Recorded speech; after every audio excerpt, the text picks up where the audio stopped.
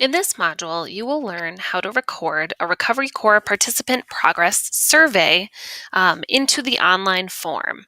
So, this participant progress survey is to be administered a minimum of monthly by Recovery Corps members with the participants that they're serving on a regular basis to measure participant progress. This survey is also available in paper format, which we'll talk about a little bit in this module. But really, what part of what we have identified as a goal for Recovery Corps is we hope that by working with Recovery Corps and recovery navigators, the participants that Recovery Corps is serving are indicating an increased sense of well being, confidence, and that connectedness to the community, which we know is really important in supporting long term recovery. And so we've designed this survey to measure exactly that.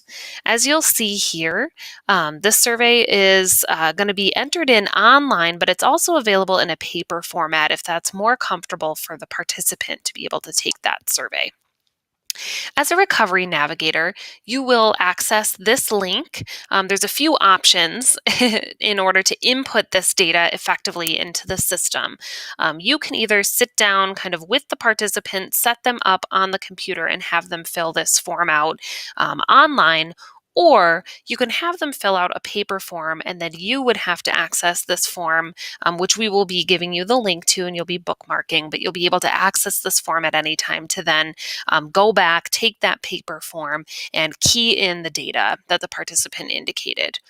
Something that's very important in regard to this participant progress survey is we want to make sure that we're connecting it directly to the participants and the sites at which these participants are being served. So you'll see that we need to make sure to indicate the site name. You'll be able to select your site from the drop down here.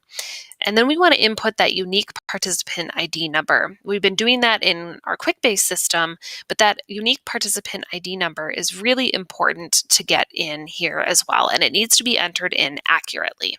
So do a double check, make sure you've got the correct participant ID number, and input that into the system here.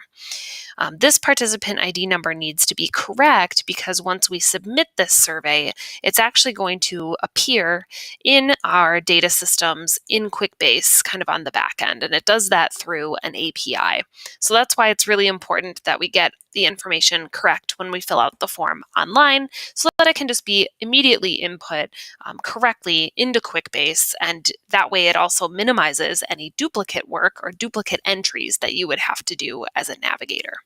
So make sure your participant ID number is correct, and then do that secondary check. Make sure that that participant first and last name or first and last initial is also correct and is aligned with what you've already entered into QuickBase.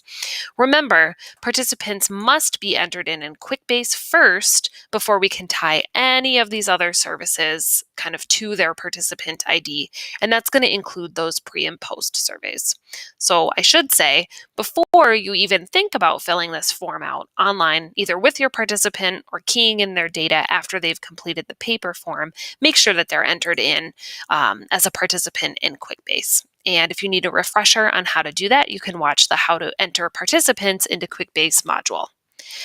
So we're going to make sure your site name's correct, that unique participant ID number is accurate, and that participant first and last name is also accurate as well. And then you're going to indicate the date at which the survey was taken. And that's going to be important too. Typically, those dates should be once per month. And from here, the participant can either fill out this survey on their own, or like I said before, you can key in the data that they've indicated on the paper format. But it just is about a series of, let's see here, 30 questions, pretty short, pretty sweet, and they can indicate kind of their feelings and their opinion associated with what the question is asking. So they're just going to be going through and determining a self-rating here, or you're going to be keying in what they indicated on that paper form. And once they're all ready and all kind of done to go, they're going to go ahead and click submit, or you'll click submit. And once submit is clicked, through that API, which typically takes about 24 hours, that data will appear in QuickBase.